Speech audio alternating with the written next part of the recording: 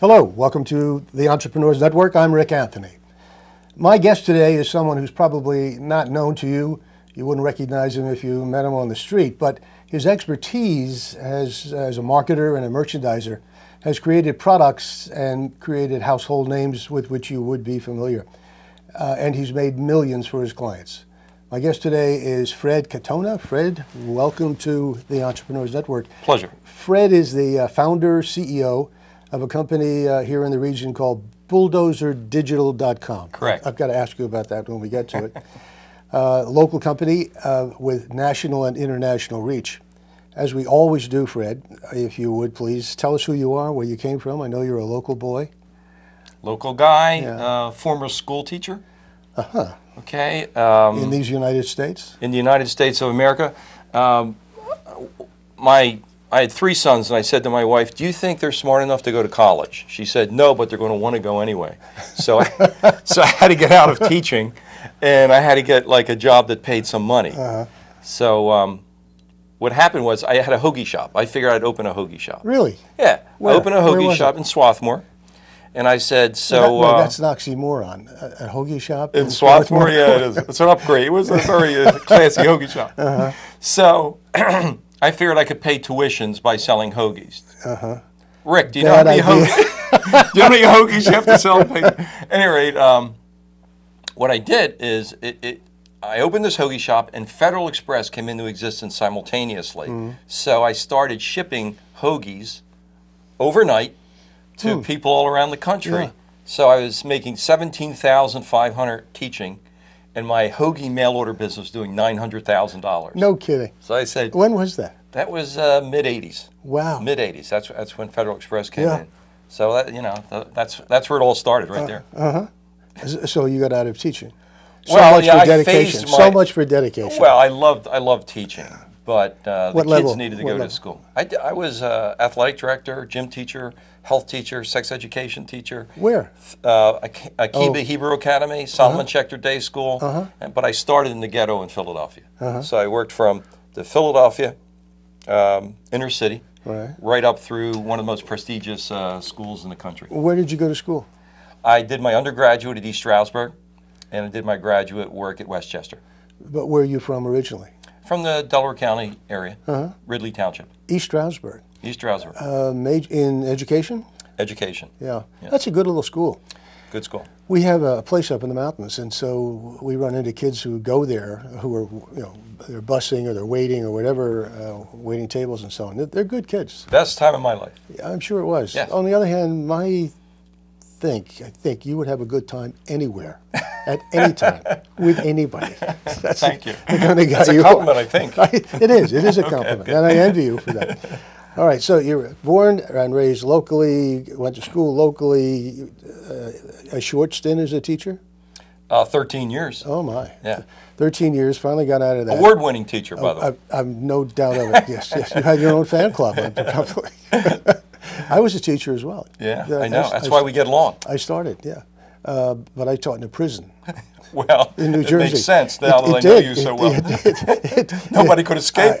I tell people it was my training wheels for the consulting work I subsequently did. It was quite an experience, as I'm sure you can imagine. I can imagine. All right, so how did you wander into the advertising and marketing business, other than your figuring out that you can make a lot of money selling hoagies? Well, it was easy to figure out. I'm making just under $1 million doing this marketing, and much of that came from radio. I'd do interviews on the radio, and people would call, and they'd say, "Send a hoagie for me." So I said, let me think about this for a second. When I go on the radio and they interview me, then I get phone calls. So I said, oh, that's interesting. So I said, maybe I should do more radio. So one of the people on the radio said, listen, why don't we do this? He said, why don't we do a commercial for you?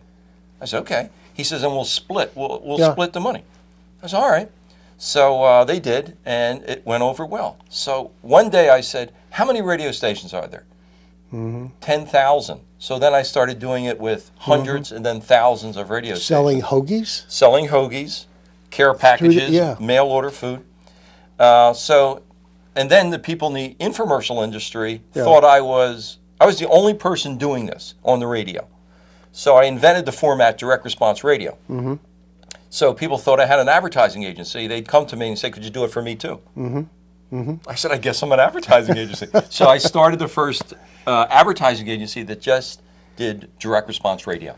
And was that called Bulldozer Digital? That was called Radio Direct Response. Huh.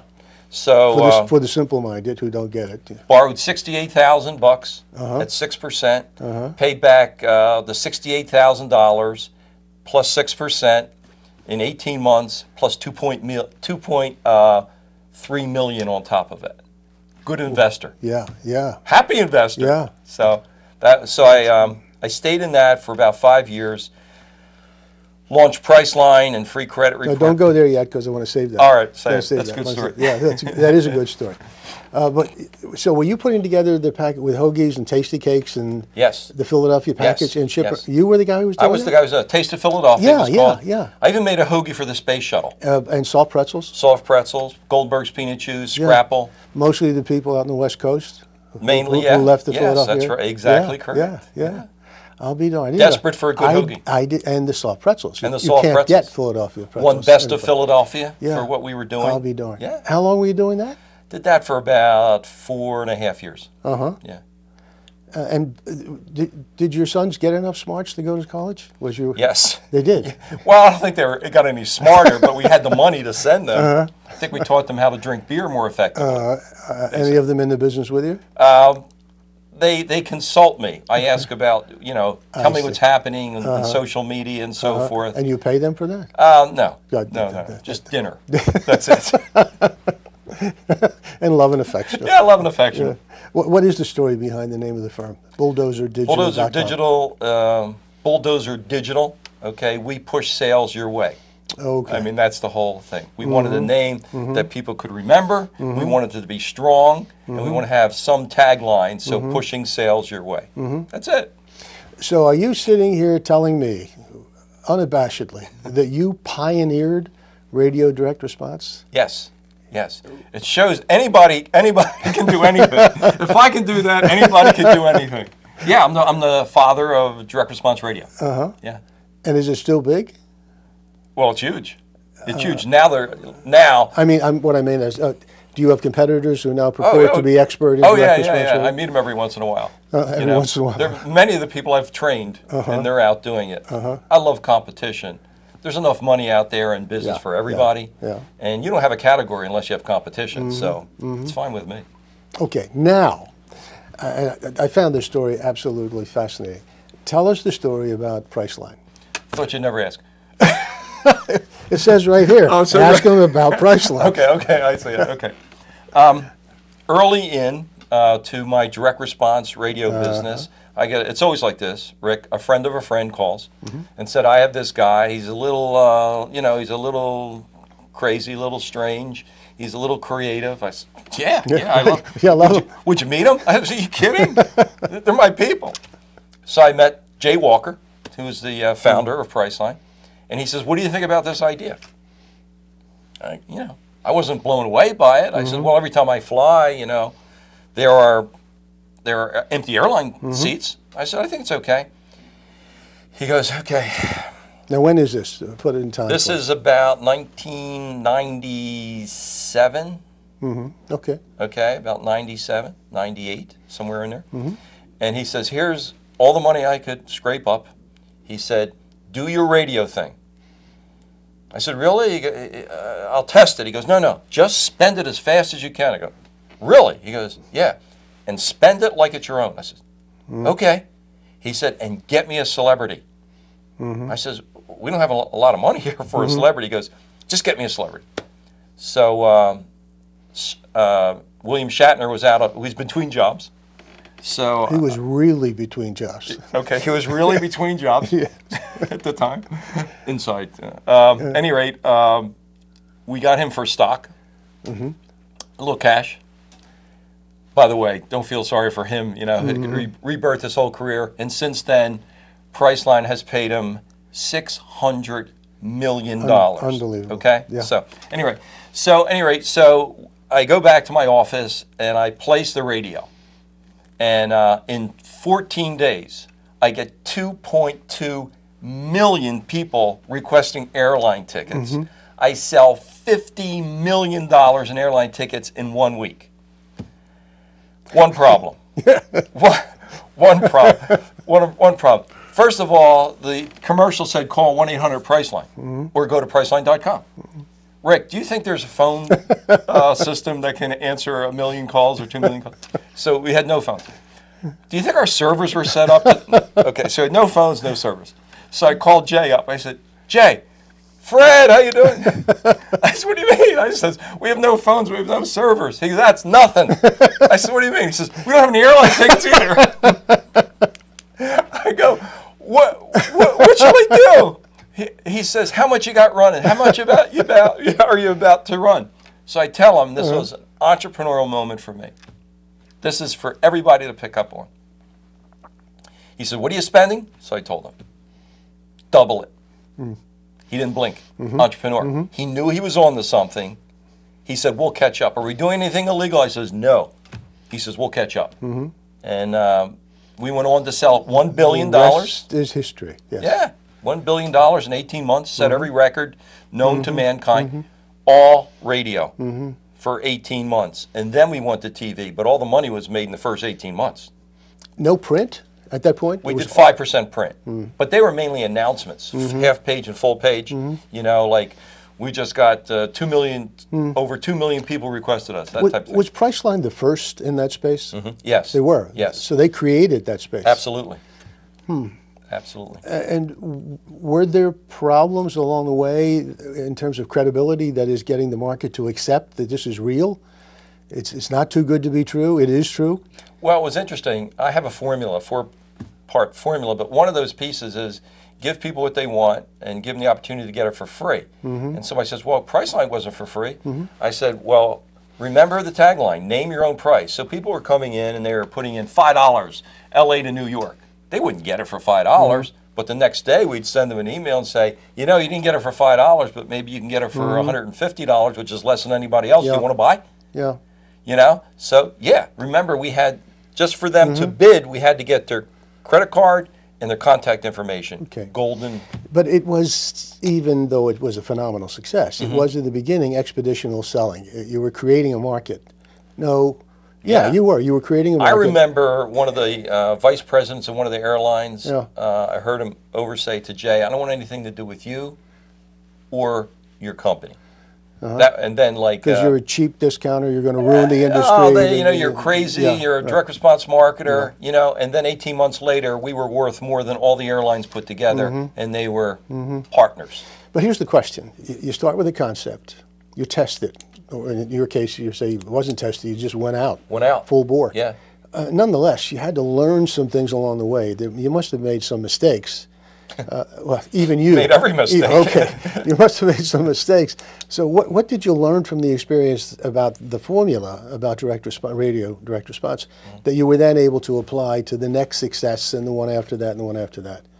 Well, I think you have to be able to explain what your concept is very quickly, and you have to get their attention. The number one sin people make in advertising is boring. If it's boring, forget about it. You've lost them. They're not going to listen. They're not going to pay attention. You don't have any message to deliver then. So we developed actually when we do a 60-second commercial, we have 15 parts to it, and the very first thing in that formula is a grabber.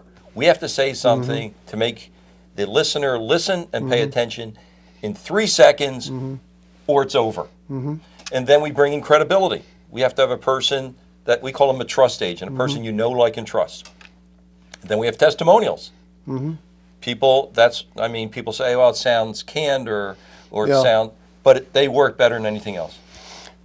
When did you come up with this? Was it 4? 4 rules, 4 principles? 4 principles, right. What are they again?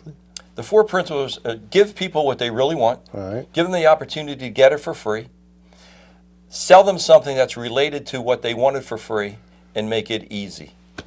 Okay. That's it. And if you look at Google, you look at all the successes, you will see that those 4 things are inherent to what they're doing.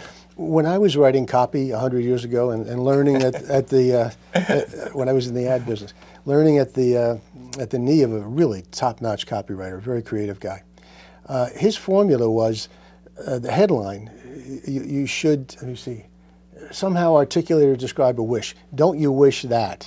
Wouldn't you be happy if? And Yes. set it up that way, and then you give them the solution. Yeah. Then you give them what they want. But Problem solution. Yeah, exactly. But it was just that two-step problem, statement of the problem or the opportunity, and then the solution. Just in the headline and the sub before you get to the copy. Yes. And the other rule he taught me, and I still use it, is a copy is as long as it has to be. Therefore, no formula, no more than 25 words or whatever. Right. It's as long as it has to be to tell the story. Correct. I'm not sure, even today, I really understood what that meant. Because obviously you can take that to an extreme. Because I read recently, and you know this better than I. In fact, I just read it this week with regard to advertising and even training, that too much copy up front, nobody's going to read it. Don't write long chapters. Don't write long books. Correct. Nobody reads them anymore. Right. They read headlines. Yeah. 80% of the people just read headlines. Yeah. Only 20% read body copy. So you better make it interesting. We're restricted to about 185 words. So our copy has to be right on. You know, there's no wasted, there's not one wasted word in those 180. You know, before I forget it, I have to ask you this question. So often in radio advertising, particularly some television, at the very end, at the tag, the disclaimer is revved up so nobody could understand. It's a double talk. Must be a double talk expert. Yes. Yes. Yeah. How do they get away with that? It's just some legal jargon that you have to do. Yeah. But even though it's indecipherable, nobody can understand it. Yeah. As long as it's there. Yeah, we don't do that.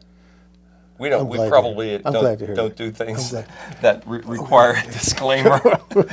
So Priceline was your first big, other than the Hoagies, of course. Right, Hoagies are big. Big success. Then Priceline. But then you took the same formula and applied it to Free another household name Yes. that I think our viewers would recognize. Freecreditreport.com. Everybody said we were lucky. You know, it just happenstance. It's a fluke. You know, Catona, you're still an idiot. You know, you were just lucky. Go back to the Hoagies. I said, okay, maybe I was. So I took the same blueprint with freecreditreport.com and made them a household brand. How did that happen? They had this concept, and I tested it 4 times, and it never worked.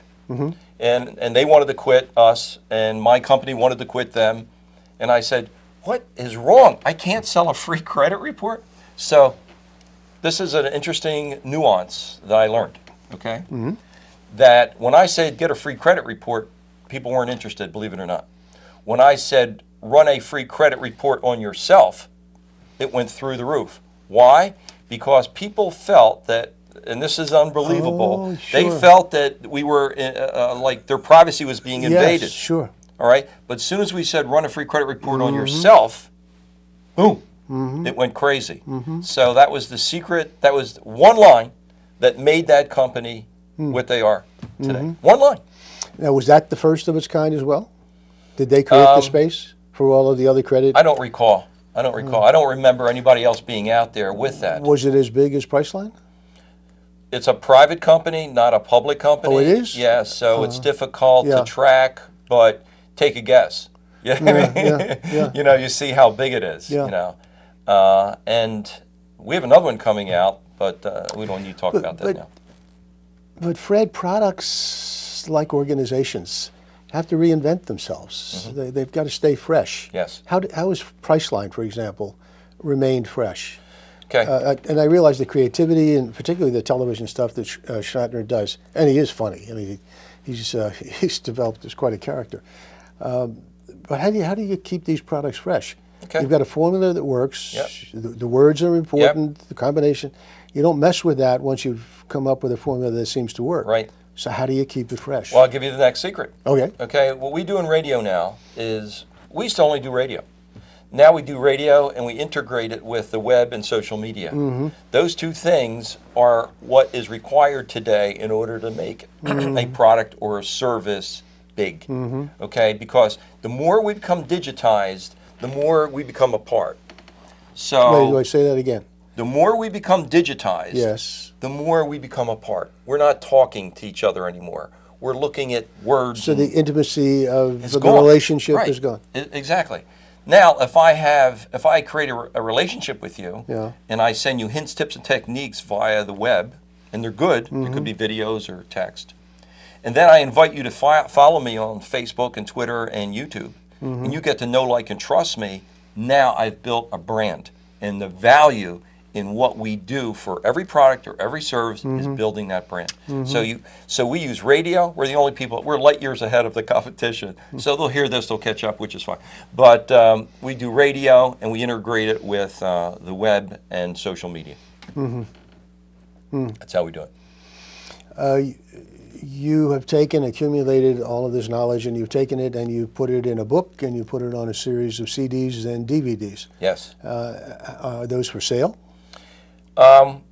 Sometimes, if you go to bulldozerdigital.com, you can purchase them there. It's everything I know about direct response radio. I kept a couple secrets out, just so. But I'd say 98% of what I know is there. Okay. You also do a good bit of speaking?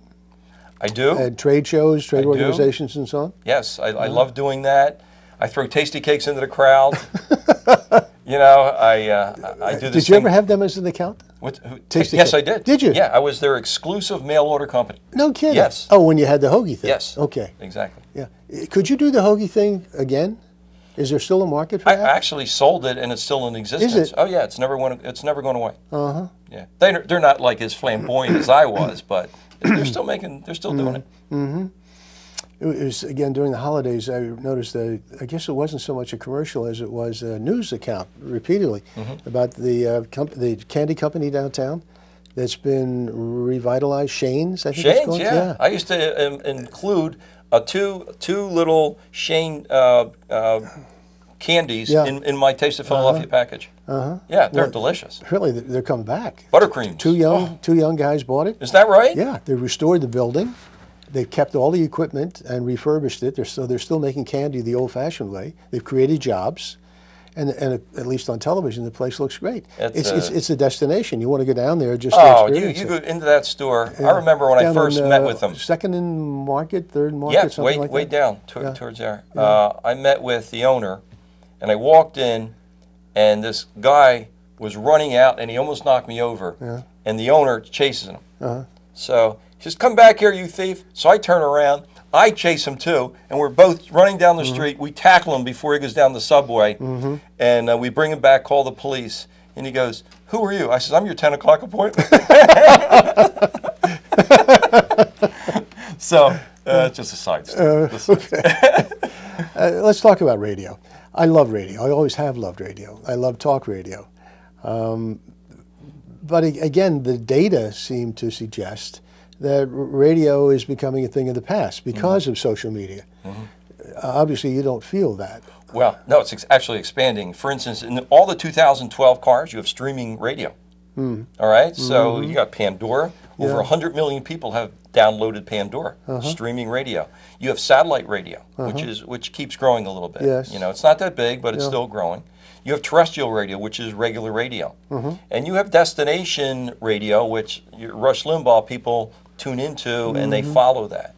So I think in 1955 they did a survey that 97% of people listen to radio. They just did a survey recently, same number, listen to radio. They even asked kids, where do you hear a song for the first time?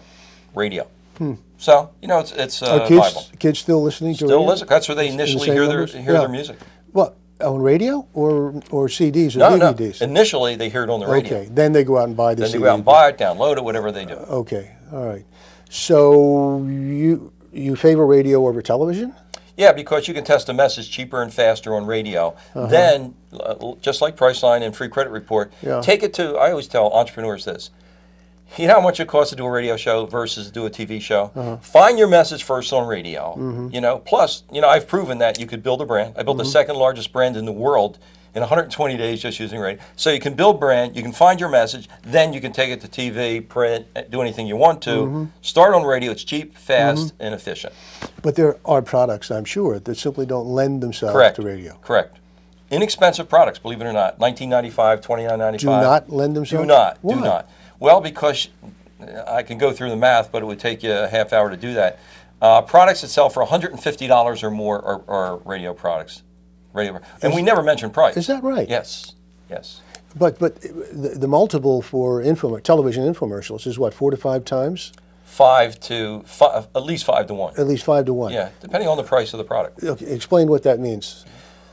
Well, if you have a product that you're selling for $19.95, because they all sell for $19.95. Okay, so that product's going to cost you $4 or $5. Oh, okay. Okay, that's what it's going to be manufactured for. But how can they afford to give you 2 of them instead of 1? Because they charge But you wait. extra. But wait, there's more. Yes, what but they wait, say, but we're going to give 2 shipping for the and price of handling. 1. But just pay extra shipping and handling. Yeah. Well, shipping and handling is $9.95. You know, so they're making more in the shipping and handling than they are on that. Plus, how many do you want?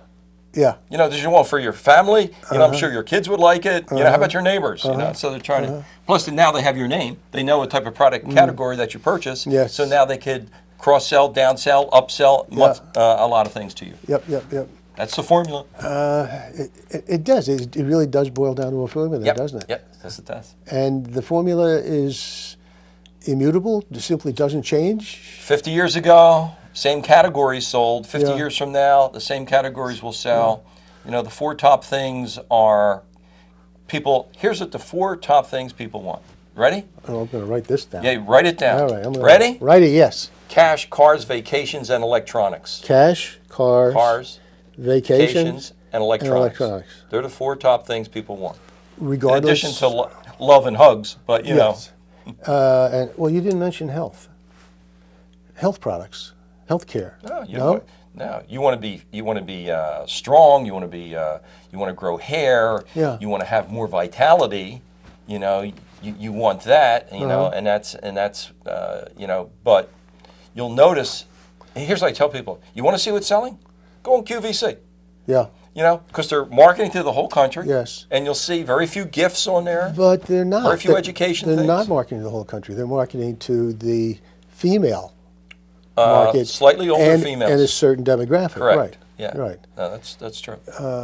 So talk to me about that. If there are now 79 million boomers coming of age, and they're the ones who have the money, whatever's left of money, Yes. and they're now into this relatively new phenomenon of being the safety net for their kids and their grandkids. What does that say about products, and how are you reaching them on radio? Do older folks, 50 plus, I don't mean old, 50 plus, do they tend to listen more to radio than younger people? They listen to what I would do. Talk radio. Yeah, they listen to talk radio. Yeah. You know, a lot of them listen to conservative radio. That is a big marketplace for us. Right. Yeah. And the religious, the evangelical community as well. Isn't that huge? Not just in the South. Depending on what you're selling, you know, you could and that's get radio. Yeah, radio. Country and country stations is a big deal for us. But that demographic, the emerging retirees, 10,000 a day. 10,000 a day. 10,000 a day. Okay, they care about health, like you just said. Yep. So if you introduce something for health, something that they're also very concerned about finances. Yes, All right, so health and their finances. kids and their grandkids. Yep. So that is a very sweet area. Fred, in the time remaining to us, can you give us a hint as to what the next big product is going to be? Yes. Oh, you can? Yes, I can. I have something coming out that's bigger than Priceline and Free Credit Report put together. I'm launching it in the spring, and celebrity. I mean, you'll see when you see the people watching this, and you will see it, and you're going to say, "Son of a gun!" All the 4 things, but it is beyond any deal or any proposition I've ever seen. This is like a soap opera. We're going to have to hang on now till the spring to you find know, out who. I will come back and we'll talk about when it. you launch. Yeah. Okay, it's a deal. It's a deal. But in the meantime, thank you very much for being here. My It's pleasure. Always been a pleasure. delight. Well, now you know who the man behind Priceline and Free Credit Report. Credit Report, and the next big thing that he will not disclose until the spring. Until next time, this is the Entrepreneurs Network. I am Rick Anthony. Take very good care of yourselves, and Happy New Year.